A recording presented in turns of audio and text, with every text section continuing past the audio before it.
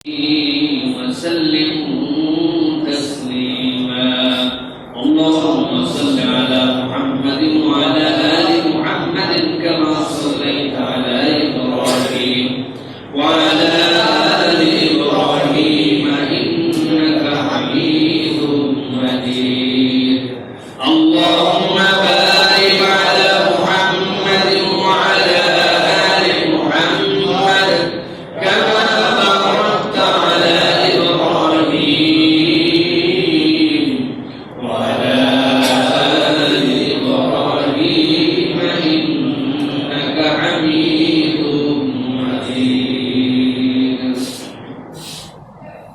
الحمد لله আল্লাহ রাব্বুল আলামিনের কাছে শুকরগুজার হচ্ছি যে আল্লাহ রাব্বুল আলামিন আমাদেরকে সাইয়্যিদুল আইয়াম জুমার দিনে আল্লাহ রাব্বুল আলামিনের ঘরে ইমানের দৌলত দান করে সুস্থতা জিন্দেগি দিয়ে আল্লাহ রাব্বুল আলামিনের জিকির করার জন্য আগে ভাগে আসা বসার তৌফিক যোগ্যতা দান করেছেন সে আল্লাহ রাব্বুল আলামিনের কাছে সর্বাগ্রে কালেমাতুল শুকর আদায় করছি তারই শেখানো বাক্যে সকলে পড়ছি আলহামদুলিল্লাহ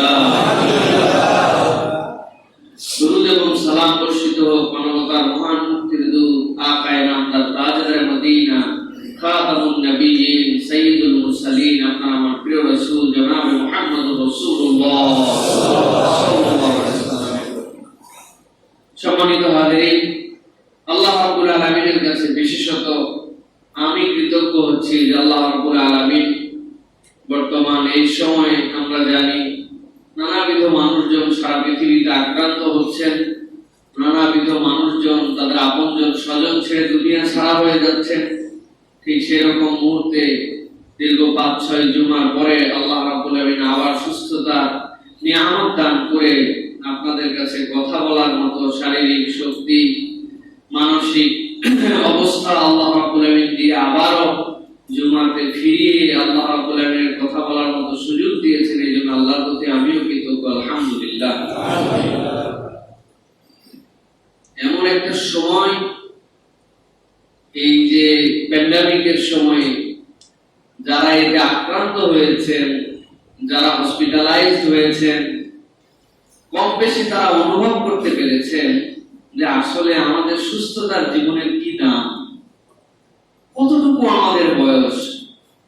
সেই বয়সের মানুষজনকে যখন অন্যের সহযোগিতা নিয়ে বাথরুম করতে যেতে হয়, নিজের বাথরুমে যাওয়ার ক্ষমতা যখন মানুষ হারায় ফেলে, তখন মানুষ অনুভব করতে পারে যে আসলে মানুষ কত দুর্বল, কতটুকু দুর্বল একটা মানুষ। তো আল্লাহ রাব্বুল আলামিন এইগুলো পরীক্ষা বান্দাদের উপরে দেন। এই জন্য আমরা দুটি বিষয় সবসময় মনে রাখবো যে যদি আল্লাহ কাউকে পরীক্ষা দেন, তিনি বিরাট গুনাহ খাতা করে ফেলছেন, আমি বিরাট ভালো মানুষ জন্য পরীক্ষা আমার উপর আসে না, বিষয়টা এরকম নয়। আর দ্বিতীয়ত, যদি কেউ এরকম আক্রান্ত হন, আপনারা খবর শোনেন, তাহলে তাকে যোগাযোগ বিচ্ছিন্ন, পরিবার বিচ্ছিন্ন, খবর বিচ্ছিন্ন তাকে করা যাবে না। কেননা এই রোগগুলির মূল বিষয় হচ্ছে পারিপার্শ্বিক সহযোগিতা। পারিপার্শ্বিক সহযোগিতা না থাকলে, সামাজিক অ্যাটাচমেন্ট না থাকলে এই মানুষদের বেঁচে থাকা বড় কঠিন। কেন এই কথা বলছি? আমি যখন আক্রান্ত হয়েছি, আমার ফ্যামিলিতে আমার ওয়াইফ, আমার ছোট 3টা বাচ্চা, আমাদের বাসায় যে মানুষটা থাকে, সবাই আক্রান্ত হয়ে গেছে। আমার বাচ্চা কাচ্চাগুলো ছোট ছোট, তার মা যখন আক্রান্ত হয়েছে, আমি যখন হসপিটালে গেছি, আমি তো অনেক কিছু জানিই না। এগুলা কি কঠিন একটা দিন পার হয়। সবচেয়ে বেশি মানুষ ফিল করে ওই সময় কেউ যদি তার বাসায় এক ওয়াক্ত খাবার পৌঁছায় দেয়, যে আপনি খাবারটা খান, রান্না করতে হবে না, এর থেকে বড় ইহসান আর কিছুই হতে পারে না। বিশ্বাস করেন, কেউ যদি তার বাসায় 2টা তরকারি রান্না করে একটু ভাত দিয়ে পাঠাইছে, ওয়ান টাইম বক্সে, যে খাবারটা আপনারা রান্না করার তো মানুষ নাই, বাসার উঠতি মহিলা যে কাজ করতে আসে সে তো ছুটি নিয়ে চলে গেছে, বাসায় বাচ্চা কাচ্চারা অসুস্থ, নিজে অসুস্থ, অসুস্থ হলে এমন দুর্বল হয় যে নিজের পানির গ্লাসটা তুলে নিজের খেতে মন চায় না, সেখানে রান্না করবে কেমন করে? এই সময় আমাদের পারিপার্শ্বিক আশপাশের মানুষকে সবচেয়ে বেশি সাপোর্ট দেওয়া দরকার, দায়িত্ব নিয়ে ফেলা দরকার। এই বাড়ির মানুষজন অসুস্থ, আপনি রান্না বান্না হেডেক বাদ দেন, আপনি ওষুধ খান, রেস্ট করেন, আমরা সকালের খাবার পাঠাই, দুপুরের পাঠাই, রাত্রের পাঠাই, এটার দাম হচ্ছে ইসলামের সবচেয়ে বেশি। এই ভালোবাসার দামই হচ্ছে ইসলাম সবচেয়ে আগে দিয়েছে। এই জন্য আল্লাহ বলেছেন ইন্নামাল মুমিনুনা ইখওয়া, পৃথিবীর সব মুমিনরা ঈমানের দাবিতে ভ্রাতৃত্বের বন্ধনে আবদ্ধ। প্রিয় ভাইয়েরা, একটা ভ্রাতৃত্বের বন্ধন আর একটা মানবতার বন্ধন। সে মানবতার বন্ধনটা কি? কুনতুম খায়রা উম্মাতিন উখরিজাত লিন-নাস, তুমি যে ভালো মানুষ, তুমি যে শ্রেষ্ঠ উম্মত, এর প্রমাণ দিতে হবে সে হিন্দু নাকি বৌদ্ধ, খ্রিস্টান, আপনার সাথে একসময় দুশ্মনী ছিল, আপনার সাথে খারাপ ব্যবহার করেছে, লো গ্রেডের মানুষ, উচ্চ গ্রেডের মানুষ, আপনার অঞ্চলের মানুষ, ভাড়াটিয়া মানুষ, স্থায়ী মানুষ, দেখার সময় নেই। সে যদি মানুষ হয় তাহলে এই সময় আপনাকে তার সহযোগিতায় এগিয়ে যেতে হবে। এটার নামই হচ্ছে ইসলাম, এটার নামই হচ্ছে ভ্রাতৃত্ব। কিন্তু আমরা আমাদের সমাজে উল্টা দেখতে পাই, সামনের ফ্ল্যাট ওয়ালা কোনোদিন দরজা খুলে না, বরং বাচ্চা কাচ্চা নিয়ে সরে তো গেছে, বন্ধ করে দিচ্ছে, আর সে খোঁজ খবরটা পর্যন্ত নেয় না। এরকম ঘটনা আমাদের দেশে আছে। তারা যে কি কঠিন দিন পার করে। এই জন্য আমি অনুরোধ করবো, আপনারা খোঁজ খবরে রাখবেন। আর এটা গোপন করার কোনো কিছু নাই। আপনার হয়েছে, আপনি যে গোপন করে রাখবেন, এতে লাভ কি? বরং আরো 10 জনের জানাই রাখেন, যাতে আপনার বিপদ আপদে তারা আপনার কাছে এগিয়ে আসতে পারে। প্রিয় ভাইয়েরা, এই সহযোগিতাটা নিবেদন আপনাদের কাছে দিলাম। সবচেয়ে বেশি তারা কি খাচ্ছে, খাবার ঠিক মতো হচ্ছে কিনা। এই সময় সবকিছু খাওয়া যায় না, ডাক্তার বলে যান ধরে খান, আপনার নিচে কিছুই পেটে ঢুকে না, আপনি কি খাবেন? খাওয়াই যায় না, খেতেই মন চায় না। কি খেতে মন চায়? এই সময় এটা খেতে মন চায়, ওই সময় এটা খেতে মন চায়, আসলে খেতে পারে না। একটু বোতলে করে ফল ফ্রুটসের জুস বানায় পাঠায় দিলেন, একটু দুধ গরম করে পাঠায় দিলেন, একটুখানি স্যুপ বানায় একটা বোতলের মধ্যে ভরায় পাঠায় দিলেন। এটা হচ্ছে সবচেয়ে বড়। সে যাবে না, বলবেও যে আমার সমস্যা নাই, আল্লাহ আমাকে পারতেছে। মেয়েরা পারেও ভাই, মেয়েরা পারেও দেখছি। আমি নিজের ফ্যামিলি দিয়ে বলতেছি, আমাদের ফ্যামিলি এরকম না যে আমি প্রথম আক্রান্ত। আমাদের ফ্যামিলি থেকে 6-7 জন লোক মারাই গেছে, 6-7 জন চলেই গেছে। আমার খালার শ্বশুর মারা গেছে, আমাদের দাদা, তারা শ্বশুর হলে আমাদের সাথে, তাদের সাথে এত বেশি সম্পর্ক যে মানে আমাদের নিজেদের দাদুর মতো।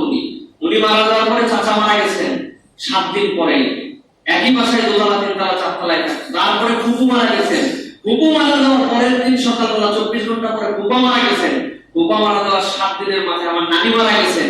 এইগুলো আমাদের ফ্যামিলিতে। আমার আব্বা আইসিইউতে ছিলেন, আম্মা, ছোট ভাই সবাই আসতে 2 বছর আমরা এই পেরেশানির মধ্যে আমরা কম বেশি পার করছি। এই জন্য বলছি মেয়েরা পারে। আমি অসুস্থ, সে অসুস্থ, সে নিজের জীবনের কথা চিন্তা করে না, সে তার বাচ্চা কেমনে টিকবে, স্বামী কেমনে বাঁচবে, এটা মেয়েরা পারে জন্য ছেলেরা টিকে আছে এখনো। এই জন্য মেয়েদের প্রতিও দয়াদ্র হন, আদর ভালোবাসা দেন। তাদের ত্রুটি বিচ্যুতি ছোটখাটো থাকলে এইগুলো ভুলে যান। তারা এখন পর্যন্ত সাপোর্ট দিয়ে যাচ্ছে, আলহামদুলিল্লাহ। হাসপাতালগুলোতে উইমেন নার্সিং যারা করছে, আমি তো জিজ্ঞাসা করছি 2-1 বার, আমার এত খাবার হাসপাতালে দিয়ে যেত। খাবার দেওয়ার পরে আমি তো পুরোটা খেতে পারতাম না, কিন্তু খাবার এ পাঠায় সে পাঠায়, অনেক খাবার। খাবার খাওয়ার পরে আমি একদিন খাবার অনেকগুলো বেঁচেছে, সব ফেলে দিছি। আমি একজন কোভিডের পেশেন্ট, আমার খাবার এটা কি খাবে? তো উনি এসে বলতেছে যে স্যার আপনি এত খাবার নষ্ট করে ফেললেন। আপনি, আমি বললাম যে আমি কি করবো, দুপুরে খেয়েছি, রাত্রে খেয়েছি, রাত্রে তো আর বাসি খাওয়া যাবে না। বলে না, আপনি এগুলো নষ্ট করবেন না, আমরা আল্লাহর নাম বলে এগুলো বাসি, আমরা যারা ডিউটিতে থাকে, এই যে ঝাড় ঝাঁকা পরিষ্কার এগুলো আমরা খেয়ে নেই, কিছু হয় না আমাদের। এই সাহসটা দেওয়া, হ্যাঁ, এই বুকের মধ্যে বল দেওয়া। আমরা তো ডাক্তারদেরকে অবশ্যই কৃতজ্ঞতা জানাচ্ছি, কিন্তু সাপোর্টিং স্টাফ, যে মানুষটা সিটি স্ক্যান করা বন্ধ করে দেয় নাই, যে মানুষটা কোভিডের রোগী জানার পরেও তার ব্লাড নিচ্ছে, ডিডাইমার টেস্ট করতেছে, এ করতেছে, ও করতেছে, যে মানুষটা তাকে ধরে নিয়ে যাচ্ছে, যে মানুষগুলা আমাদের বাথরুমগুলো পরিষ্কার করে দিচ্ছে, চাদরগুলো চেঞ্জ করে দিচ্ছে, রুমগুলো ক্লিন করে দিচ্ছে, এই সাপোর্টিং স্টাফ যারা, তাদের প্রতিও আমাদের কৃতজ্ঞ হতে হয়। আমরা তো অল্পতে একদম লাফায় উঠি, হ্যাঁ সাপোর্ট পাইলাম না। 24 ঘন্টা নার্সিং করে দেখে আপনার শরীরে এনার্জি থাকবে না। এই রোগীগুলাকে এত টাইমলি ওষুধ, টাইমলি খাওয়া দাওয়া, টাইমলি সব করতে হয়, তারপরে আলহামদুলিল্লাহ করছে। টাকা দিয়ে সবকিছু হয় না, মনে রাখবেন, টাকা দিয়ে সবকিছু হয় না।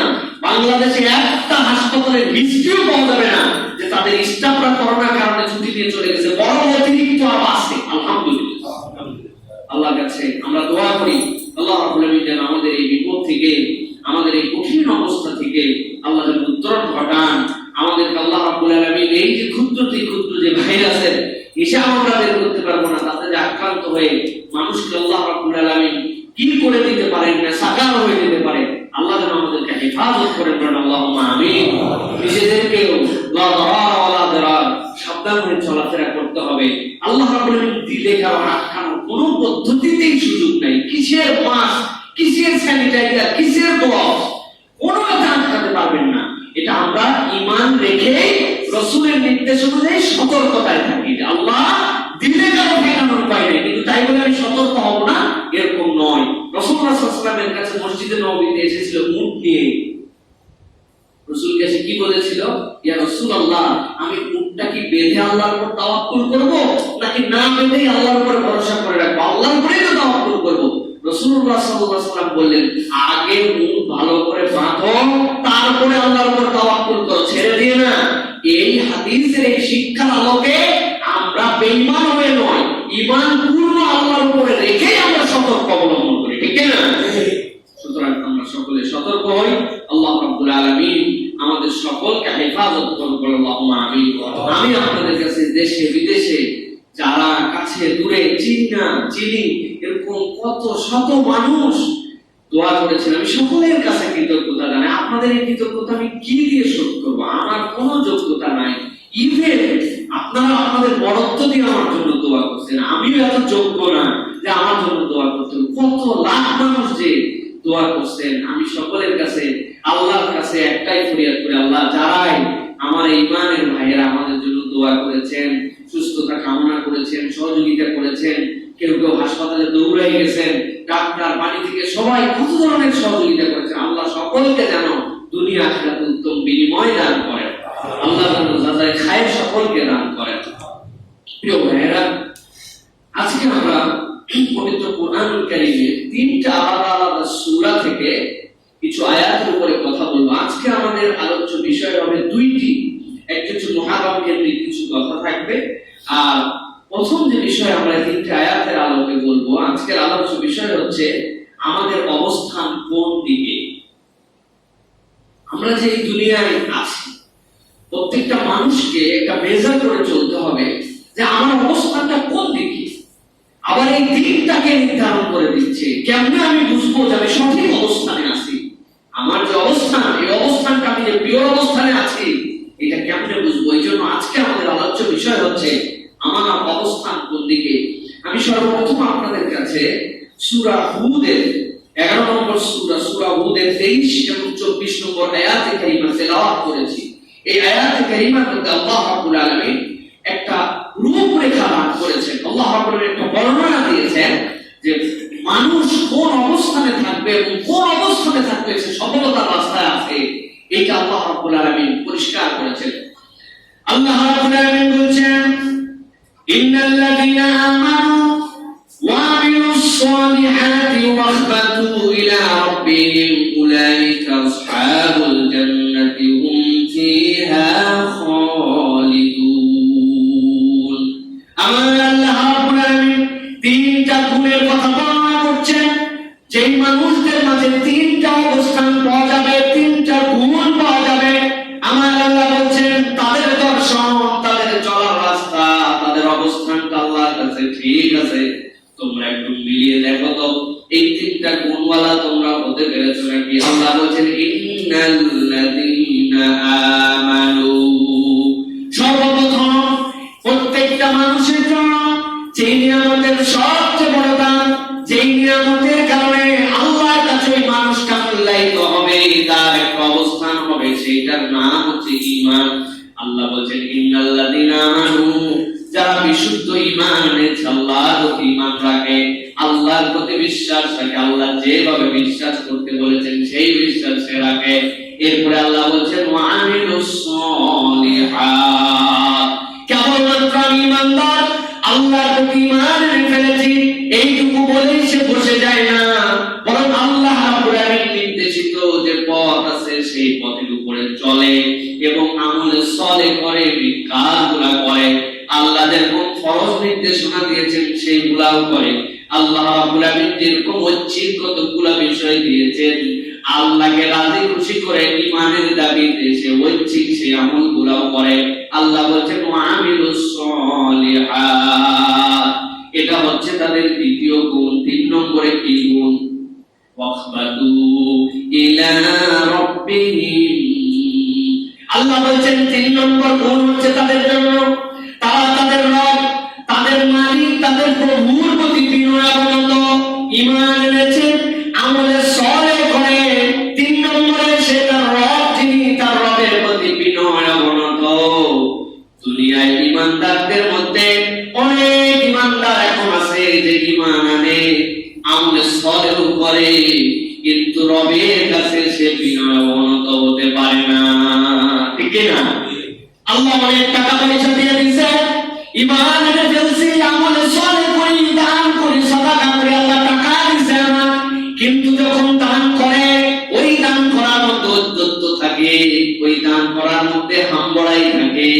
ওই দান যাদেরকে করে তাদের কারো কারো জিনিসটা পছন্দ না করে আরেকটা জিনিস একই রকম নেওয়ার চেষ্টা করলে তার বুকের মধ্যে লাথি কিল ঘুষিও মারে। আমার আল্লাহ রাব্বুল আলামিন বলেন ওয়াখবাতু ইলা রাব্বিহিম, ওই মানুষগুলোর 3 নম্বর গুণ তারা তার রবের প্রতি বিনয় অবনত। রব যে তার প্রতি দায়িত্ব দিয়েছেন, ঈমান করে আমলে সলিহ কেবল করে ক্ষান্ত হয় না, তার রব তাকে যে হালে রাখে সেই হালেই রবের প্রতি সে সন্তুষ্ট থাকে। আল্লাহ একটু পরীক্ষা দিয়ে অসুস্থ করে ফেলায় রাখছে, ওই বান্দা বলে না দুনিয়ায় লোক খুঁজে পাইল না, আমার এই খালি আল্লাহ অসুস্থ বানায়, বলে না বান্দা। বান্দা বিনয়ে থাকে যে আমার রব নিশ্চয় কোন কল্যাণ রেখেছেন, যিনি আমাকে অসুস্থতা দিয়েছেন তিনি একমাত্র সুস্থ করার ক্ষমতা রাখেন। আল্লাহ বলছেন এই হচ্ছে আমার বিনয় অবনত বান্দা। সুবহানাল্লাহ। কিন্তু আমরা এখন দেখতে পাচ্ছি আমাদের মধ্যে থেকে বিনয় উঠে গেছে।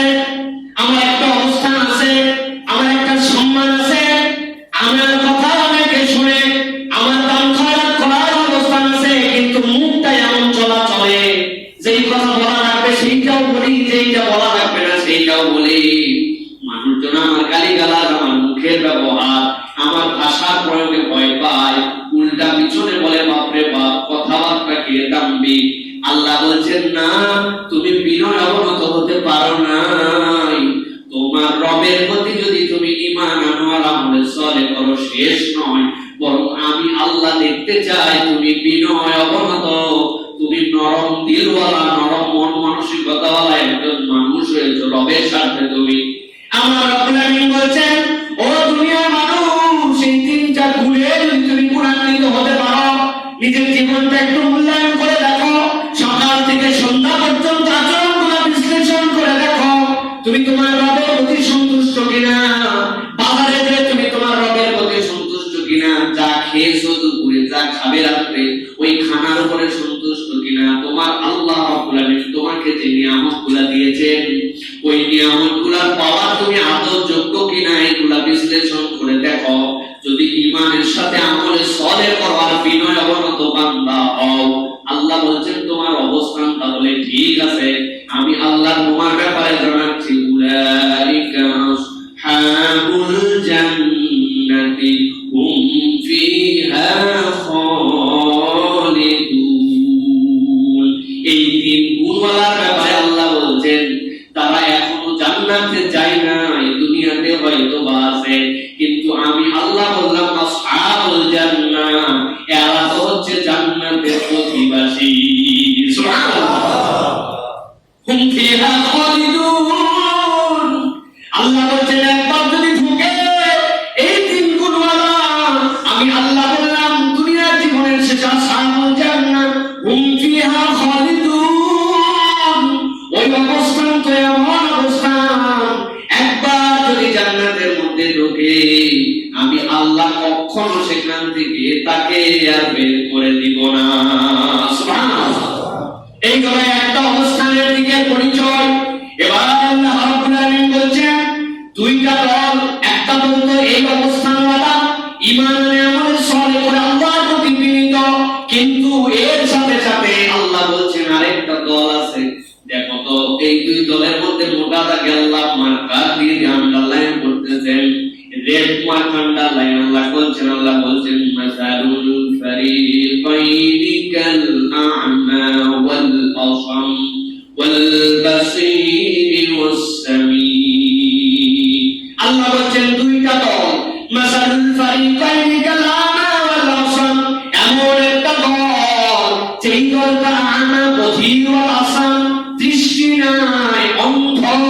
আল্লাহ বলছেন আরেকটা হচ্ছে এর সাথে সাথে ওয়াল বাসীর ওয়াস সামিঈ, যে বাসারত আল্লাহ দান করেছেন সে দেখতে পায়, সামি সুন্দর করে যা বলা হয় আল্লাহর বিধিবিধান সব শুনে। আল্লাহ বলেছেন হাল ইয়াস্তাবিয়ানি মাসালা, বলো তো যে বধিরা যে শোনে না আর দেখে আর যে শুনে, এই দুই দল কি কখনো এক হতে পারে? আমার আল্লাহ রাব্বুল আলামিন দুনিয়ার মানুষের কাছে উত্তর নেওয়ার জন্য এটা দেন নাই। দুনিয়ার মানুষের কাছে দুনিয়ার মানুষ যদি বলেও ফেলে পারে, তারপরেও কিচ্ছু যায় আসে না। আমার আল্লাহ রাব্বুল আলামিন বলেন আফালা তাযাক্কারুন, ও দুনিয়ার মানুষ, আমি আল্লাহ এই উদাহরণ এমনি এমনি দেই নাই। আফালা তাযাক্কারুন, যেখানে তাযাক্কারুন আসবেন অনুবাদ করবেন। আল্লাহ রাব্বুল আলামিন বুঝাতে চান তোমরা কি এর থেকে শিক্ষা দিবে না? তাযাক্কারুন মানে কি? তোমরা এর থেকে স্মরণ করবে না, শিক্ষা দিবে না?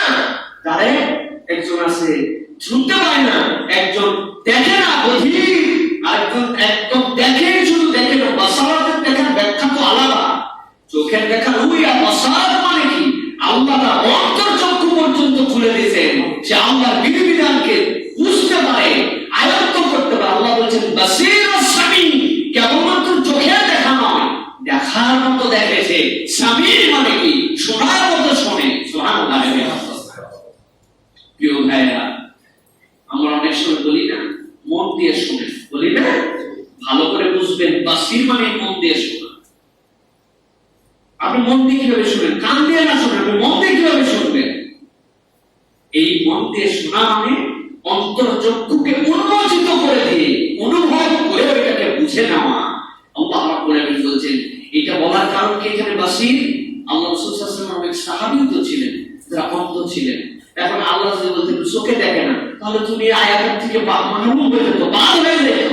উনি তো চোখ দিয়ে দেখতে পাচ্ছে না, কান দিয়ে না শুনে চোখ দিয়ে দেখে। আল্লাহ বলেন কখনো সমান হতে পারে যে দেখে আর দেখে না, যে দেখে আর শুনে? এই যে বাসীর শব্দ ব্যবহারের কারণে দুনিয়াতে কোটি কোটি অন্ধ আছে যারা আল্লাহর কোরআনকে হেফজ করে তারাবির নামাজ পর্যন্ত পড়ে, ঠিক না? এটা হচ্ছে বাসীর। আল্লাহ বলেন এই দুই দল সমান হতে পারে না, তোমরা একটু শিক্ষা না। আফালা তাযাক্কারুন, তোমরা কি শিক্ষা গ্রহণ করবে না? তাহলে এই আয়াতে কারিমার আলোকে আমাদের শিক্ষা কি? যে আমাদের অবস্থান ঈমানের সাথে আমলের সাথে বিনয় অবনত রবের বান্দা হওয়ার পথে আছে কিনা। যদি থাকে লাইন মতো আছে, আর যদি না থাকে তো আল্লাহ বলেন শিক্ষা গ্রহণ করে লাইন উঠো। প্রিয় ভাইয়েরা, সূরা ফাতিরের মধ্যে আল্লাহ বলেন 19 এবং 20 নম্বর আয়াতের মধ্যে আল্লাহ বলেন আরো ব্যাখ্যা করেছেন। আল্লাহ সেখানে বলেছেন অন্ধ এবং চোখওয়ালা, অন্ধকার এবং আলো, রৌদ্র এবং ছায়া, এগুলো কি সমান হতে পারে? সুবহানাল্লাহ, কি বিউটিফুল করে আল্লাহ রাব্বুল উদাহরণ দিয়েছেন, বান্দাদেরকে বুঝাচ্ছেন তোমার অবস্থা তুমি পরিষ্কার করে নাও। প্রিয় ভাইয়েরা, এরপরে আল্লাহ রাব্বুল আলামিন 59 নম্বর সূরা হাশর, সূরা হাশরের 20 নম্বর আয়াতে কি বলছেন? গভীর মনোযোগে বুঝেন, ঠান্ডা মাথায় বুঝেন আপনার আমার অবস্থান কোথায়, আল্লাহ কোথায় থাকতে বলেন। আল্লাহ বলছেন লা ইয়াস্তাবি আসহাবুন নারি ওয়া আসহাবুল জান্নাহ, আসহাবুল জান্নাতি হুমুল ফাইজুন। আল্লাহ বলছেন কখনোই সমান হতে পারে না। লা ইয়াস্তাবি আসহাবুন নারি ওয়া আসহাবুল জান্নাহ, জাহান্নামের অধিবাসী আর জান্নাতের অধিবাসী কি কখনো সমান হতে পারে নাকি? আল্লাহ বলছেন না না না, কখনো সমান হতে পারে না। আল্লাহ বলছেন আসহাবুল জান্নাতি হুমুল ফাইজুন, তুমি যদি জান্নাতের অধিবাসী স্বীকৃতি দিয়ে দিতে পারো, আমি আল্লাহ বলছি তুমি হচ্ছ সফলকাম। সুবহানাল্লাহ।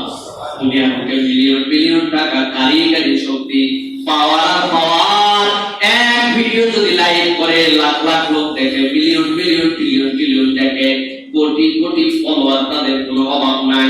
কিন্তু আমার আল্লাহ বলছেন আসহাবুল জান্নাহ যদি না হও, ঈমানওয়ালা না হও, আমলে সালেহ না হও, বিনয় অবনত বান্দা না হও, তুমি যদি বাসীরার স্বামী যদি না হও, আল্লাহ বলছেন কখনোই জান্নাতি আর জাহান্নামী অধিবাসী এক হতে পারে না। ঠিক না?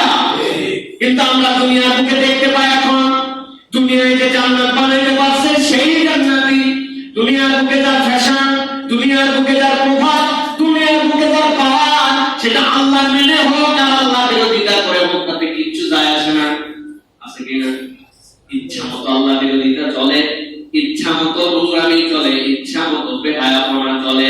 আবার কতগুলা জাহেল মূর্খ আছে, তারা আবার বলে এইটা নাকি ব্যক্তির স্বাধীনতা, এইখানে ভ্রুক্ষেপ এবং এইখানে হস্তক্ষেপ করা আমাদের উচিত নয়।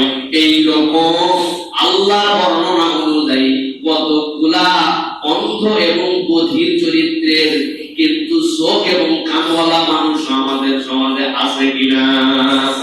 আছে। আমার আল্লাহ রাব্বুল আলামিন বলেছেন লা ইয়াস্তাওয়ি আসহাবুন নারি ওয়া আসহাবুল জান্নাহ, আসহাবুল জান্নাতি হুমুল ফাইজুন।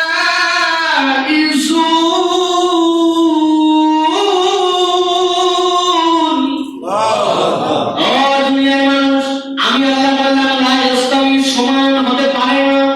যে জান্নাতে যাবে ওই জান্নাতের তিনটা গুণ তার অবস্থান এবং সে পরিষ্কার করে নেয়, আর যে জাহান্নামের পথে আছে দুনিয়ার বুকের কোন অবস্থা। হাদিসের মধ্যে এরকম আছে, দুনিয়ার মানুষ যদি বিভ্রান্ত না হয়ে যেত, যারা কাফের মুশরিক আছে আল্লাহ তাদের বাড়িঘর গুলা রূপা সোনার ইট দিয়ে বানায় দিতেন। দুনিয়ায় কত নিবি নিয়ে আনে, পরকাল বলে তো তোর কিছু নাই। কিন্তু একজন ইমানদার সে যদি জান্নাতের যাওয়ার রাস্তায় থাকে, ঈমানটাকে মজবুত করে, আমলে সালেহ করে, আল্লাহর বিনয়মনত বান্দা হয়, আল্লাহর বিধিবিধান অন্তর দিয়ে ভেবে ভেবে আল্লাহ যা বলেন তাই মেনে নেয়। আল্লাহ বলছেন তুই তো আমার জান্নাতি বান্দা, আসহাবুল জান্নাহ। আমি আল্লাহ নিজে সত্যায়ন করে দিলাম, আমি আল্লাহ বলছি তাদের ব্যাপারে হুমুল ফাইজুন, তুমি হচ্ছ লটারিতে জিতা, তুমি হচ্ছ বিজয়ী বান্দা। সুবহানাল্লাহ। দুনিয়ার বুকে বিসিএস খেলা হয়ে গেছে, প্রশাসন থেকে প্রশাসনের যে কোনো পর্যায়ে যেতে পারে। এত মেধাওয়ালা মানুষ, এত জ্ঞানী মানুষ, এত ধরনের বড় ধরনের মানুষ, কিন্তু আল্লাহকে যদি চিনতে না পারে, আল্লাহ রাব্বুল আলামিনের পথে যদি না চলে, আল্লাহর কাছে ওই ব্যক্তিটার 5 পয়সা মূল্য নাই। ঠিক না? কোনো মূল্য নাই। রাসূলুল্লাহ সাল্লাল্লাহু আলাইহি ওয়াসাল্লাম বসে আছেন, রাসূলের সামনে দিয়ে একজন লোক চলে গেল। লোকটার যে অবস্থান, লোকটার যে পোশাক, লোকটার যে ধরনের ভাবভঙ্গি, আল্লাহ নবী সাহাবীদেরকে জিজ্ঞাসা করলেন, বলো তো এই ভাইয়ের ব্যাপারে তোমাদের সাক্ষ্য কি? বলে ইয়া রাসূলুল্লাহ, সমাজের কোন অবস্থাশালী মেয়ে যদি কোনো বাড়িতে প্রস্তাব দেয়, ফিরানোর সুযোগ নেই, তার সামাজিক মর্যাদা এত, টাকা পয়সার কোনো সমস্যা নাই, আমাদের সমাজের মধ্যে বড় প্রভাব প্রতিপত্তিওয়ালা। আল্লাহ নবী চুপ করে আছেন, ওই লোক চলে গেছে। সামনে দিয়ে কিছুক্ষণ পরে ছিন্ন বস্ত্র একজন মানুষ যাচ্ছে, দেখেই বোঝা যাচ্ছে লোকটার পোশাক আশাকের যে অবস্থা, এই অবস্থাতে কি যে তার সামাজিক অবস্থা। আল্লাহ নবী জিজ্ঞাসা করলেন, ও আমার সাহাবীরা, তোমাদের এই ভাইদের সামনে দিয়ে গেল, বলো তো এই ভাইয়ের ব্যাপারে তোমাদের মতামত কি? সাহাবীরা বললেন, ইয়া রাসূলুল্লাহ, উনি সমাজে এমন ধরনের দরিদ্র মানুষ, এমন ধরনের হতদরিদ্র তার চালচলন, সমাজে তার কোনো কথাকে তেমন প্রাধান্য দেওয়া হয় না, প্রায়োরিটি দেওয়া হয় না। কোন মেয়ের ব্যাপারে তো প্রস্তাবে নিয়ে যেতে পারবে না, গেলে এক চান্সে রিজেক্ট হয়ে যাবে। আরবের মানুষরা বিয়ে শাদীর সম্বন্ধকে অনেক বড় হিসাবে দেখতো।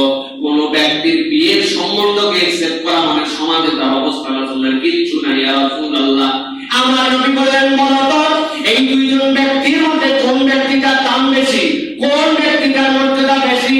সাহাবীরা বললেন, আগেই বলে দিছি কার বেশি আর কার কম।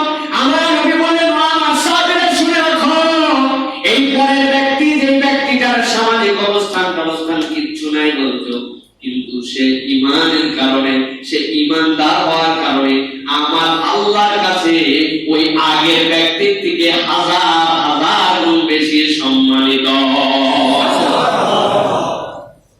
আল্লাহ রাসূল সাল্লাল্লাহু আলাইহি সাল্লাম তার প্রিয় এক সাহাবী, বেচারি একটু বেটে মানুষ, কালো মানুষ, নাকগুলা বোচা, এমন ধরনের ব্যবসা করেন, বাজারের মধ্যে মাল সামান নিয়ে আসছেন মদিনার বাজারে। আল্লাহ নবী পিছন দিক দিয়ে গেছেন, যাওয়ার পরে জড়ায় ধরছেন, চিনতে পারে নাই, নবী ধরছেন, ধরার পরে বুকের সাথে জড়ায় ধরছেন, বুঝতে পারে নাই প্রথমে। আল্লাহ নবী বলছেন, গোলাম একটা বিক্রি হবে, গোলাম একটা বিক্রি হবে, কেউ নিবে নাকি? সেই না গোলাম একটা বিক্রি হবে। আল্লাহ নবী মজা করে বলছেন, নবীজির শব্দ শুনে বুঝে ফেলছে সাহাবী যে এইটা তো আমার নবীজি আমাকে ধরছে। আগে ছোটার চেষ্টা করতেছিল, এখন বুকের সাথে লাগাই দিয়েছে পিঠটা। আল্লাহ নবীকে বলছে, ইয়া রাসূলুল্লাহ, আমি আপনাকে পিছন থেকে এই শব্দ শুনে চিনেছি, কিন্তু আপনি যে গোলামকে জড়ায় ধরে বলছেন বিক্রি হবে নাকি, এই গোলাম মদিনার এত নিকৃষ্ট গোলাম, এত অপছন্দনীয় গোলাম, এত চেহারা খারাপ গোলাম, আপনি গোলামের কোনো দাম পাবেন না, এই গোলাম কেউ কিনবে না ইয়া রাসূলুল্লাহ।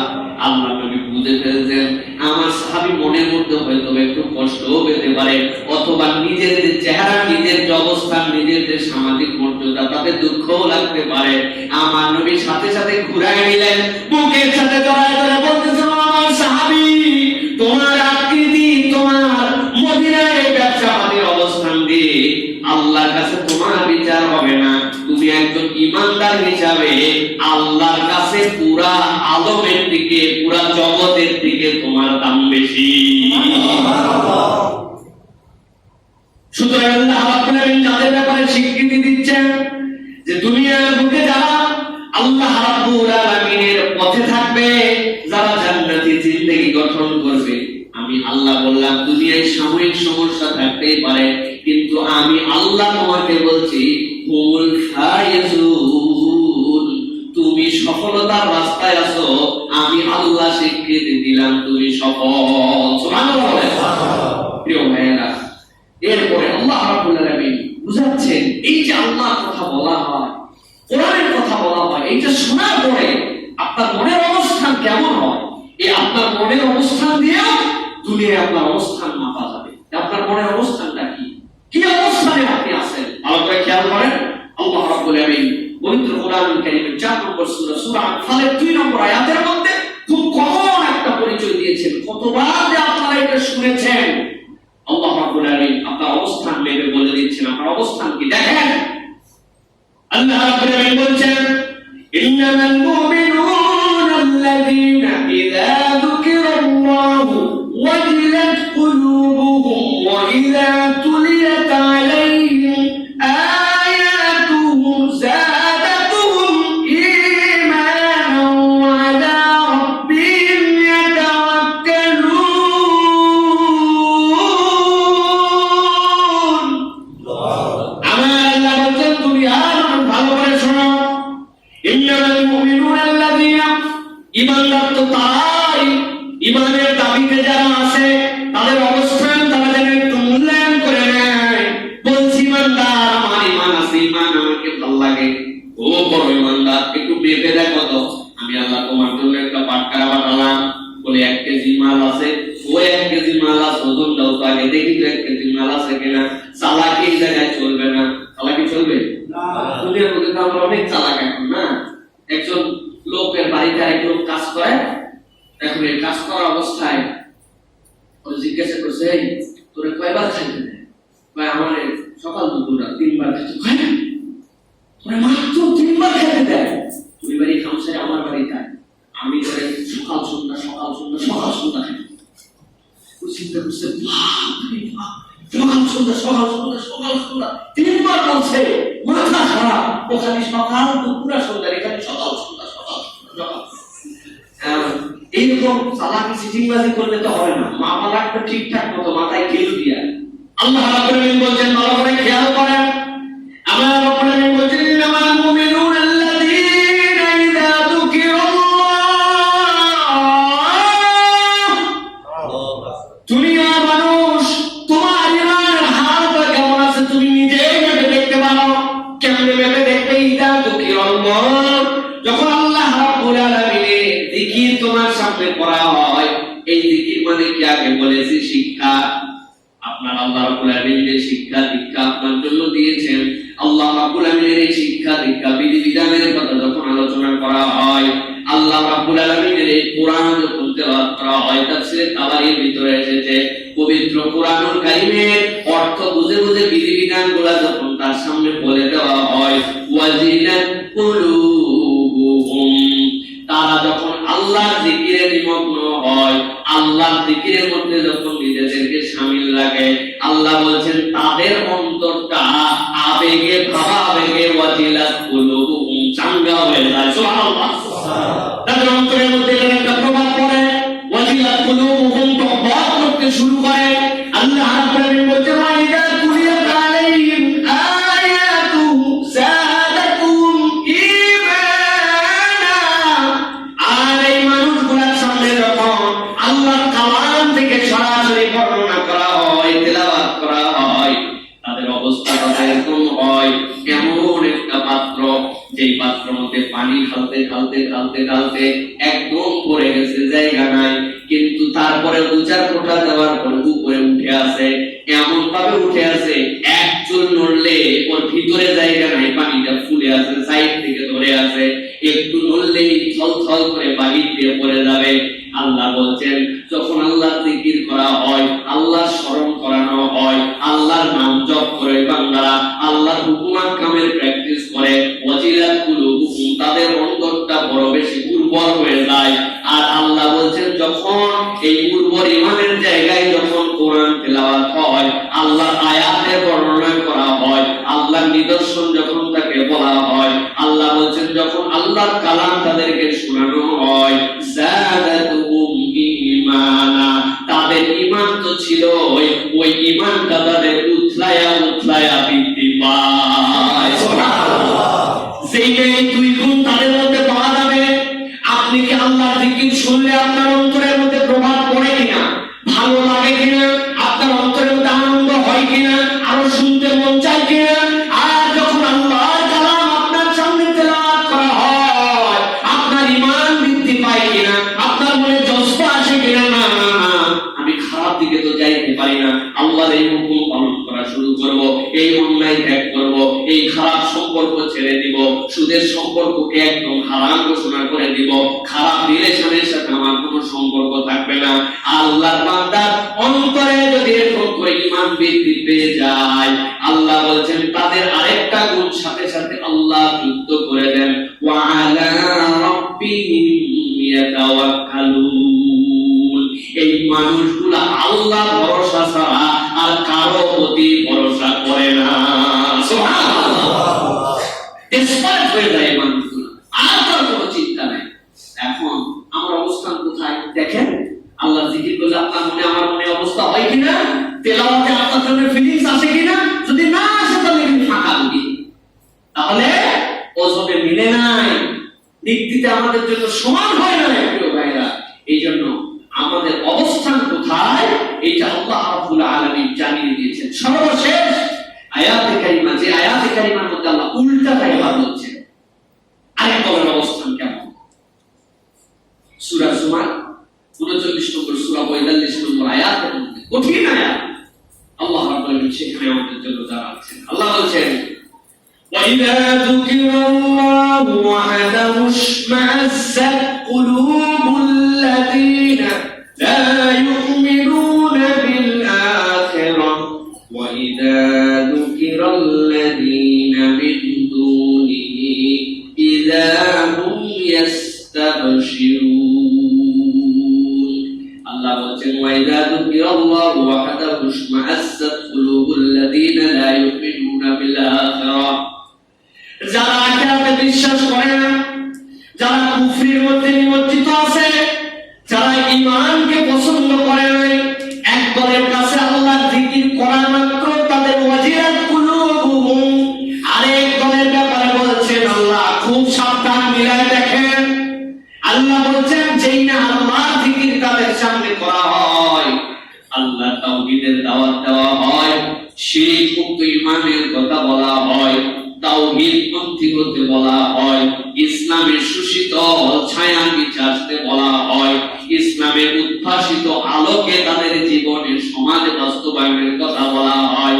আল্লাহ বলছেন, যেই না কোরআনের কথা শুনছে, যেই না ওয়াজের কথা শুনছে, যেই না আল্লাহ এবং তার রাসূলের কথা শুনছে, এদের অবস্থা কি হয় জানো নাকি? আল্লাহ বলছেন, ওয়াহদাহুশমাআসাত কুলুবুল্লাযীনা লা ইউমিনুনা বিল আখিরাহ, পরকালে বিশ্বাস করে না আর আল্লাহর পথে তাদেরকে দাওয়াত দিয়ে কোরআনের কথা যেই বলা হয়, আল্লাহ বলছেন তাদের অন্তরটা সাথে সাথে সংকুচিত হয়ে যায়। কখন শেষ হবে? শেষই হয় না, ভালো লাগে না, একই কথা বারবার কতক্ষণ চলে। না কোরআনের কথা শুনতে মন চায় না, মাহফিলের কথা শুনতে মন চায় না, আল্লাহ দাওয়াতের কথা শুনতে মন চায় না। এটা আমার কথা না, আল্লাহ বলছেন, ইযা যুকিরাল্লাহু ওয়াহদাহু ইশমাআসাত, মাআসা ইউমাসসু মানে কি? সংকুচিত হয়ে যাওয়া। এই যে এই আমরা প্রেসার মাপার সময় যেরকম করে একবার চাপ দেওয়া হয়, পুরাটা একদম হাওয়া সবগুলো এখানে চলে যায়, এটা যেরকম একদম শুকায়, ইশমাআসাত এটা হচ্ছে চিপসে যাওয়া। আল্লাহ বলছেন, যে কোরআনের কথা শুনে খুব ভালো ছিল, মুড নিয়েছিল, কোরআনের কথা শুনে আল্লাহ বিধানের কথা শুনলে ভালো লাগে না, কাজ হবে পছন্দ করে না। উন্নয়নের বার্তা অনেক শুনতে মন চায়, কিন্তু আল্লাহ এবং তার রাসূলের বিধিবিধান উন্নয়নের কথা বলে ওনার মুখ ফুসকায় যায়, ওনার বেলুন ফুটে যায়। এরকম মনোমানসিকতার লোক আছে না ভাই? আছে না? ভরপুর আছে আমাদের সমাজে। সব চলতে পারে, সব বলতে পারে, কিন্তু কোরআনের কথা শুনলে অন্তর সংকুচিত হয়ে যায়। আল্লাহ বলছেন, এরা মূলত পরকালকে বিশ্বাস করে না। মক্কার মুশরিকদেরকে আল্লাহ টার্গেট করে এই কথা বলেছেন। আল্লাহ বলছেন উল্টাটা আছে, কোরআনের কথা শুনলে অন্তর সংকুচিত হয়। ওয়াইদা যুকিরাল্লাযীনা মিন দুনিহি ইযা হুম ইস্তাবশিরুন। আল্লাহ বলছেন কোরআনের কথা, আল্লাহ জিকিরের কথা বললে অন্তর সংকুচিত হয়। আর উল্টাটা যেই না বলা হয়, কনসার্ট পার্টি করা হবে, উমুক করা হবে, তুমুক করা হবে, ইসলাম বিরোধী যত কথা বলা হবে, আল্লাহ বলছেন যখন বিদুনিহি ইযা হুম ইস্তাবশিরুন, আনন্দে তাদের খুশিতে মুখটা চকচক করে। নাউযুবিল্লাহ বলে। আমাদের সমাজে এরকম আছে ভাই, প্রিয় ভাইরা, অনেক মানুষ আছে। আল্লাহ রাব্বুল আলামিন বলে দিয়েছেন এই জন্য আপনার অবস্থান কোথায় আপনি মেপে রাখেন। হারাম যদি আপনাকে ভালো লাগে, আল্লাহর তৌহিদ যদি আপনার পছন্দ হয়, আল্লাহর বিরোধিতা যদি আপনার কাজ হয়ে যায়, তাহলে বোঝা যাচ্ছে আপনার ঈমান আর নাই, আপনি ফেক, আপনি শুধুমাত্র একটা এখন রূপ নিয়ে আছেন, আপনার ঈমান নাই। এটা আমার কথা নয়, আপনারা ভালো করে যে তাফসীর করবেন, এটা মুশরিকদেরকে আল্লাহ রাব্বুল আলামিন বলছেন। রাসূলুল্লাহ সাল্লাল্লাহু আলাইহি ওয়াসাল্লাম যখনই তাওহীদের দাওয়াত দিয়ে দিতেন, ওরা ওদেরকে যেই বলা হতো আল্লাহ আছে, সাথে উমুক বাবা, তুমুক বাবা, উমুক ওলি, তুমুক ওলি, লাত উজ্জা মানা সবাইকে নিয়ে একসাথে চলি আমরা, খুব খুশি, একবারে বাবা পায়রা আমরা দিন ভাইরা, তখন একদম খুব খুশি। কিন্তু যেই আমাদেরকে বলা হয় আল্লাহর তাওহীদের কথা বলা হয়, শিরক মুক্ত ঈমানের কথা বলা হয়, সঠিক ইসলামের কথা বলা হয়, হক কথা বলা হয়, তখনই তাদেরকে সঠিক দাওয়াত দেওয়া হয়।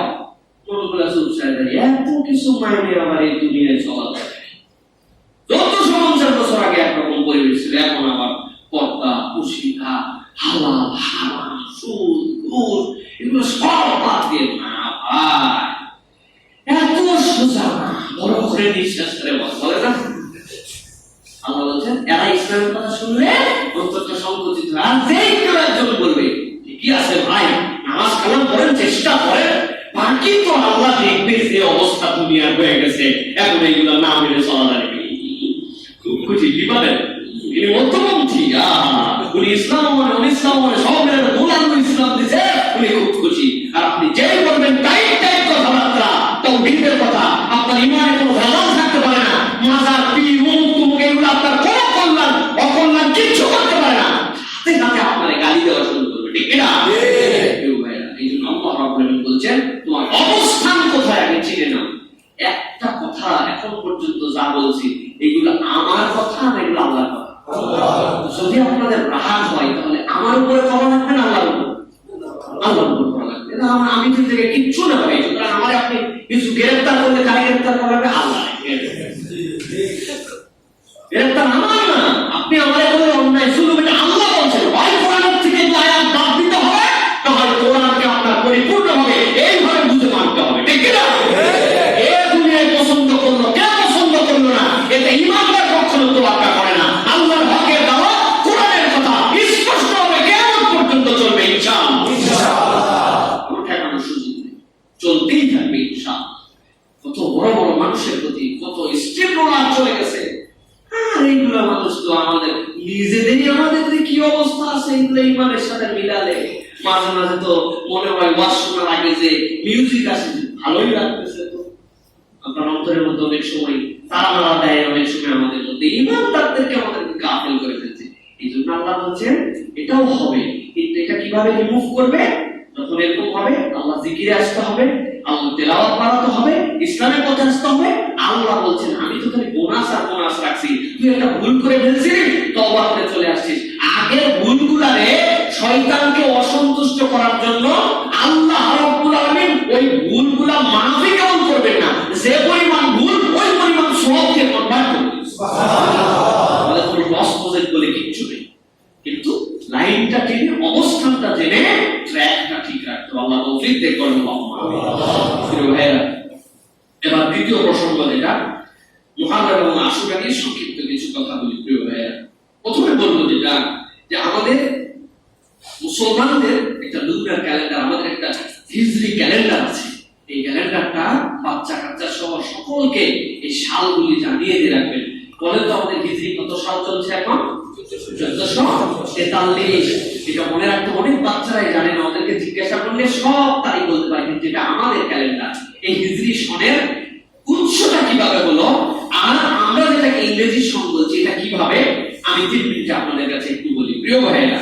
হিজরি সনটা রাসূলুল্লাহ সাল্লাল্লাহু আলাইহি ওয়াসাল্লামের ইন্তেকালের পরে হযরত ওমর ফারুক রাদিয়াল্লাহু তাআলা আমিরুল মুমিনিন যখন খলিফাতুল মুসলিমিন, তখন হযরত ওমর ফারুক রাদিয়াল্লাহু তাআলা একজন গভর্নর ছিলেন, তিনি হচ্ছেন আবু মুসা আশআরী। তখন ওমর রাদিয়াল্লাহু তাআলার খেলাফতের 3য় বা 4র্থ বছর চলছে। উনি একটা চিঠি লিখে পাঠালেন, আমিরুল মুমিনিন আপনি যে আমাদের কাছে বিভিন্ন বিষয়ের ফরমান লিখে পাঠান, যাকাত আদায়, অমুক নির্দেশ, তমুক নির্দেশ, এইগুলোতে সন এবং তারিখ উল্লেখ না থাকাতে এবং কাতেব যারা ছিলেন তাদের লেখা একই রকম হতে আমরা বিভ্রান্ত হয়ে যাই যে এটা আমাদের আমিরুল মুমিনিন কবে পাঠাইছিলেন, আমরা তো বুঝতে পারি না। এই জন্য সন তারিখ দিয়ে দিলে আমাদের জন্য সুবিধা হয়। এই আবু মুসা আশআরীর চিঠিতে সকল সাহাবীদেরকে নিয়ে আল্লাহ সাহাবী ওমর ফারুক রাদিয়াল্লাহু তাআলা বসে গেলেন। তখন বললেন বলো তো আমরা কোন সন গণনা করব? কেউ কেউ বললেন আমাদের তো রোমান সন এখন রয়ে গেছে, এই ক্যালেন্ডার আমরা ফলো করতে পারি। অনেক সাহাবী বললেন না, এটা রোমদের, পারস্যদের, তাদের এইগুলো সন আমরা এরকম, আমরা কি আলাদা কিছু করতে পারি না? তাহলে প্রস্তাব করো কখন থেকে আমরা সন গণনা করা শুরু করব। সাথে সাথে নানান প্রস্তাব দিলেন। কেউ বলেন আল্লাহ নবী যিনি নবুয়ত পেয়েছিলেন আমরা নবুয়ত থেকে সন গণনা শুরু করি। কেউ বলেন না, আল্লাহ নবী যখন থেকে আল্লাহ রাসূল সাল্লাল্লাহু আলাইহি ওয়াসাল্লাম কি বলে দাওয়াত দেওয়া শুরু করলেন সেখান থেকে আমরা গণনা শুরু করি। আস্তে আস্তে কথা বলতে বলতে হযরত সাইয়েদনা আলী রাদিয়াল্লাহু তাআলা বললেন ওমর ফারুক আমাদের ইসলামের মূল যে পার্থক্য, ইসলামের মূল যে এজেন্ডা পৃথিবীর বুকে ছড়ানো শুরু করছে সেটা মূলত হিজরতের মাধ্যমে সেপারেশন হয়ে গেছে, ইসলামের একটা বিপ্লব শুরু হয়েছে। সুতরাং আল্লাহর নবীর হিজরত থেকে আমরা সাল গণনা শুরু করব। সবাই মেনে নিলেন। এবার দ্বিতীয় প্রসঙ্গ দেখা দিল, কোন মাস থেকে আমরা সাল গণনা করা শুরু করব। কেউ কেউ বললেন যে সাল গণনা করা রমজান মাস, যেহেতু শাহর রমাদান রমজান থেকে না। কেউ কেউ বললেন না, রমজান না, আমরা বরং গণনা করা শুরু করি আল্লাহ রাসূল সাল্লাল্লাহু আলাইহি ওয়াসাল্লাম যেই মাসে হিজরত করে চলে আসছিলেন রবিউল আউয়াল মাস, এখান থেকে। কেউ কেউ বললেন না, হজের মাস অত্যন্ত দামি মাস, আমরা আরাফাতে থাকি, ওই মাস থেকে। সর্বশেষ সাহাবীরা একটা প্রস্তাব দিলেন যে মুসলমানদের ঈমানের যতগুলা সরাসরি আল্লাহর নির্দেশিত দায়িত্ব আছে, যেরকম রোজা পালন করা, হজ পালন করা, কুরবানি করা, এই সকল প্রকাশ্য আনুষ্ঠানিক যতগুলো আমাদের ইবাদত, এইগুলা শেষ হওয়ার পরে মুহররম দিয়ে আমরা আবার নতুন একটা ট্র্যাকের মধ্যে যাই।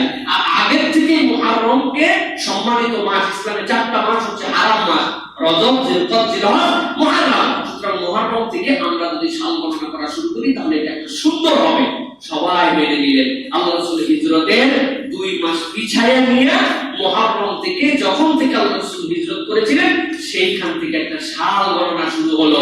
মনে রাখবেন, হিজরি সাল আরবি সাল নয়, হিজরি সাল ইমানদারদের, মুসলমানদের সাল, ঠিক না? সুতরাং এই সালটা অনেকেই বলেছেন মনে রাখা একটা জাতিগোষ্ঠীর মধ্যে, পরিবারের মধ্যে ওয়াজিবুল কিফায়া, আমরা সব যদি ভুলে যাই তাইলে এরকম হলো না। এই জন্য এই হিজরিটা আমরা মনে রাখবো। এবার দ্বিতীয় যেটা বলবো, যে আমরা যেটাকে ইংরেজি সন বলি, আমাদের খুবই প্রচলিত, আসলে কি ইংরেজি সন? ইংরেজি সন ইতিহাস কি বলে? ইতিহাস বলতেছে যীশু খ্রিস্টের 1600 বছর পরে 1582 সালে 1582 খ্রিস্টাব্দে অষ্টম গ্রেগরি, তৎকালীন একটা ক্যালেন্ডার ছিল যেটাকে জুলিয়ান ক্যালেন্ডার বলা হতো। উনি যীশু খ্রিস্টের জন্মের 1600 বছর পরে 1582 খ্রিস্টাব্দে ওই জুলিয়ান ক্যালেন্ডারকে সংশোধন করে যীশু খ্রিস্টের জন্মের সাল গণনার হিসাব করে উনি এই ক্যালেন্ডারকে প্রবর্তন করেন, যেটাকে এখন আমরা বলি খ্রিস্টিয়ান ক্যালেন্ডার অথবা গ্রেগরিয়ান ক্যালেন্ডার। এটা মূলত যীশু খ্রিস্টের ওই জন্মের থেকে হিসাব করে অষ্টম পোপ গ্রেগরি বানানো এটা ক্যালেন্ডার। তারা আরো একটা কথা বলে, যীশু খ্রিস্ট প্রভু এবং উপাস্য। আমরা অনেক সময় তারিখের শেষে লিখি এডি। এডি মানে কি? আন্নো ডমিনি। আন্নো ডমিনির অর্থ কি? আন্নো ডমিনি মানে হচ্ছে in the year of our Lord, এটা হচ্ছে আমাদের প্রভুর জন্মের বছর। এই হিসাব করে তারা এই সাল গণনা করা শুরু করছে। সুতরাং যেটারে আমরা ইংরেজি সাল বলছি, এইটা ইংরেজি নয়, বরং এটা একটা খ্রিস্টীয় ধর্মীয় ক্যালেন্ডার। জাগতিকভাবে আমরা এটা ব্যবহার করতে পারি, এটা আরাম নাজায়েজ কিছু না, যে কোনো ক্যালেন্ডারে পৃথিবীর কেউ ফলো করতে পারে, এটা আমাদের ইবাদত না। তবে মনে রাখতে হবে, আমাদের হিজরি একটা ক্যালেন্ডার থাকার পরেও আমাদের লজ্জা লাগে যে আমরা এত উদাসীন এইটাতে, যে আমাদেরকে বলতে হয় আশুরা ইংরেজি এত তারিখে অনুষ্ঠিত হবে। বলে না ভাই? কেন এটা বলতে হয় আমাদেরকে, প্রিয় ভাইরা? সুতরাং আমাদেরকে লজ্জা, এটা আমাদের জন্য। আমরা আমাদের ধর্মীয় ক্যালেন্ডার জানি না।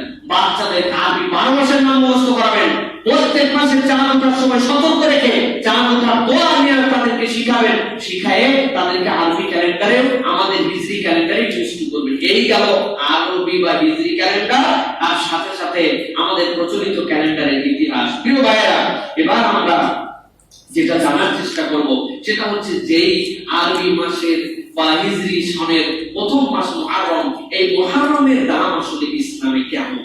মুহররমের দামটা কি? প্রিয় ভাইরা, মুহররমের আমল কি আমাদের জন্য? আমাদেরকে মনে রাখতে হবে, মুহররম মাসটা হচ্ছে হারাম মাস সমূহের অন্যতম মাস। হারাম মানে সম্মানিত মাস, যে মাসের মধ্যে কিন্তু অন্যায়, অপকর্ম, এগুলো কোনটাই তো কোনো সময় বৈধ নয়। কিন্তু অনেক সময় এরকম আছে যে এই হারাম মাস সমূহের মধ্যে যদি যুদ্ধ বিগ্রহ বেঁধে যায়, তাহলে এই 4 মাসটা আপনাকে অ্যাভয়েড করতে হবে। বৈধ যুদ্ধ আপনি করতে পারবেন না। এটা এই হারাম, এই সম্মানিত মাস আল্লাহ রাব্বুল আলামিন করেছেন। তার মধ্যে সবচেয়ে বেশি সম্মানিত মাস যেটা, সেটা হচ্ছে মুহররম। আল্লাহ রাসূল বলেছেন মুহররম হচ্ছে আল্লাহর মাস। শাহরুল্লাহিল মুহররম, মুহররম হচ্ছে আল্লাহর মাস। রাসূলুল্লাহ সাল্লাল্লাহু আলাইহি ওয়াসাল্লাম হিজরতের পূর্বে মুহররম মাসের রোজা রাখতেন। রাসূলুল্লাহ সাল্লাল্লাহু আলাইহি ওয়াসাল্লাম মুহররম মাসের মর্যাদা বলতে গিয়ে বলেছেন আফদালুস সিয়ামি বা'দা শাহরি রমাদান সিয়ামু শাহরিল্লাহিল মুহররম। জেনে রাখো, রমাদানের পরে আল্লাহর কাছে সবচেয়ে তাৎপর্যপূর্ণ সিয়াম হচ্ছে মুহররম মাসের সিয়াম। কেননা মুহররম মাস হচ্ছে আল্লাহর মাস। সুবহানাল্লাহ। আচ্ছা, আপনাদের কাছে জিজ্ঞাসা করি, বলুন তো আল্লাহর আবার মাস কেমন করে হয়? তার মানে রবিউল আউয়াল, রবিউস সানি, জুমাদুল উলা, জুমাদ, এগুলো আল্লাহর মাস না? কিন্তু আল্লাহ রাসূল সাল্লাল্লাহু আলাইহি ওয়াসাল্লাম কেন বললেন যে এটা আল্লাহর মাস? তার একটা কারণ আছে। রাসূলুল্লাহ সাল্লাল্লাহু আলাইহি ওয়াসাল্লাম থেকে একটা হাদিস আছে, ইবনে রজব হাম্বলি সেটা বলেছেন। তিনি বলছেন, এক রাসূলুল্লাহ সাল্লাল্লাহু আলাইহি ওয়াসাল্লাম বললেন, এই মুহররমের মধ্যে এমন একটা ক্ষণ ছিল যেই ঘন্টার মধ্যে অতীতের জাতিদেরকে আল্লাহ রাব্বুল আলামিন মাফ করেছে। আবার এই মুহররমের মধ্যে এমন একটা ক্ষণ এখনো আছে, আগামী জাতিসমূহকে আল্লাহ রাব্বুল আলামিন ওই দিবসে মাফ করে দিবেন। সুবহানাল্লাহ। অনেকেই বলেছেন এই তারিখটা কবে, অনেকেই বলেছেন এই তারিখটা হচ্ছে ইয়াউম আশুরা। আবার আল্লাহ রাব্বুল আলামিন যেহেতু শাহরুল্লাহিল মুহররম পুরো মাসই বলেছেন, সুতরাং খালি আশুরার দিনকেই ফিক্স করলে চলবে না। সুতরাং এটা আল্লাহর মাস এমনি এমনি নয়, আল্লাহ এই মাসের এই জন্য আল্লাহর মাস হিসাবে মুহররমকে সম্মানিত করা হয়। প্রিয় ভাইরা, এবার আমরা একটু আশুরার ফজিলতটা সংক্ষিপ্ত একটু জেনে নেই এবং কিভাবে কি করব এই বিষয়টা আমাদের একটু ধারণা রাখা দরকার। রাসূলুল্লাহ সাল্লাল্লাহু আলাইহি ওয়াসাল্লাম আশুরার সিয়াম রাখার নির্দেশ দিয়েছেন। হিজরতের আগে সিয়ামে রমাদান ফরজ হওয়ার আগে এই সিয়ামটা অলিখিত ফরজ ছিল। অনেক মুফাসসির বলেছেন কুতিবা আলাইকুমুস সিয়াম কামা কুতিবা আলাল্লাযিনা মিন ক্বাবলিকুম দ্বারা আল্লাহ রাব্বুল আলামিন মুহররমের সিয়ামকে বুঝিয়েছেন। সুতরাং এটা অত্যন্ত দামি সিয়াম। রাসূলুল্লাহ সাল্লাল্লাহু আলাইহি ওয়াসাল্লামের সময় থেকেই মুশরিকরা কাবার খিলাফ পরিবর্তন করত এই দিনে এবং কাবার চত্বরের সব আশপাশে কখনো তারা কোনো রকম হট্টগোল করত না, রোজা রাখত। আল্লাহ রাসূল সাল্লাল্লাহু আলাইহি ওয়াসাল্লাম সেই সময় থেকে রোজা রাখতেন। যখন ইসলাম আসলো হিজরতের পরে রাসূলুল্লাহ সাল্লাল্লাহু আলাইহি ওয়াসাল্লাম যখন মদিনায় গেলেন, যাওয়ার পরে ইবনে আব্বাস রাদিয়াল্লাহু আনহু বুখারী মুসলিমের হাদিসে এসেছে তিনি দেখলেন তারা রোজা রাখে। রাসূল জিজ্ঞাসা করলেন মা হাদাল ইয়াউমুল্লাযী তাসুমুনা, তোমরা এই দিবসে কেন রোজা রাখো, কি আছে এই দিবসের মধ্যে? তারা বলল এই দিবসে সাইয়েদনা মুসা আলাইহিস সালামকে আল্লাহ রাব্বুল কওম সহ মুক্তি দিয়েছেন আর ফিরাউনকে তার কওম সহ ধ্বংস করে দিয়েছেন, এর কৃতজ্ঞতায় আমরা রোজা রাখি।